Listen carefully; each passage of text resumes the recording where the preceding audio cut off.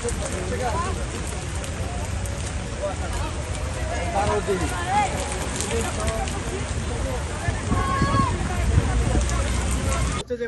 BNP চাচ্ছে নির্বাচন, সংস্কার আগে দরকার না নির্বাচন আগে দরকার, আপনি কি মনে করেন?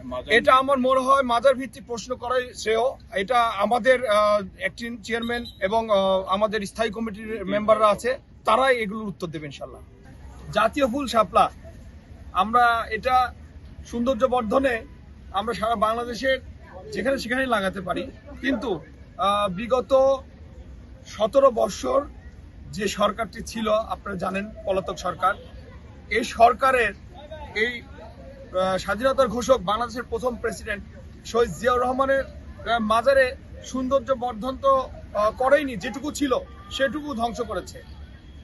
এই অংশ হিসেবে আমরা বিএনপির অ্যাক্টিং চেয়ারম্যান জনাব তারেক রহমান, তার সহধর্মিণী ডক্টর জুবাইদা রহমানের নির্দেশে আমরা বিএনপি পরিবার এখানে আজকে শাপলার গাছ রোপণ করছি এবং জাতীয় ফুল শাপলা আমাদের জাতীয় নেতা, তার মাঝে ফুটলে খুব সৌন্দর্য বর্ধন হবে এবং এখানে যে যত্রতত্র ভাবে ময়লা আবর্জনা ছিল আমরা সেগুলো পরিষ্কার করেছি।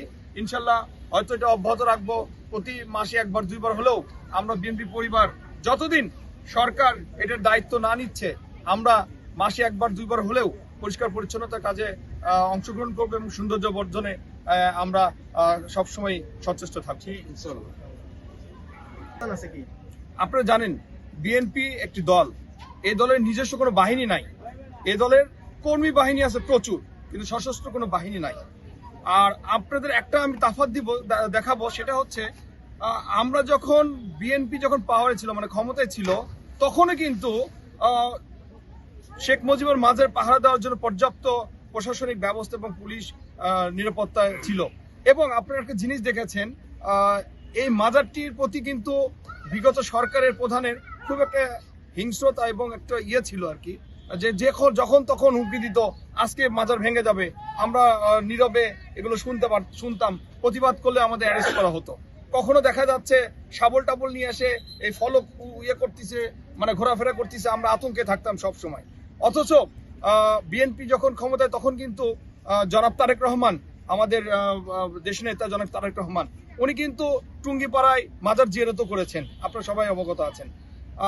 আর আমরা কি পাচ্ছি, যখন তারা ক্ষমতায় ছিল, আওয়ামী লীগ ক্ষমতায় ছিল, তখন জিয়ার মাজার উচ্ছেদ করার জন্য তারা সব সময় রাখতো আর কি, যে এই আজকে তুলতেছে কালকে তুলতেছে, আমরা খুব সময় আতঙ্কে থাকতাম।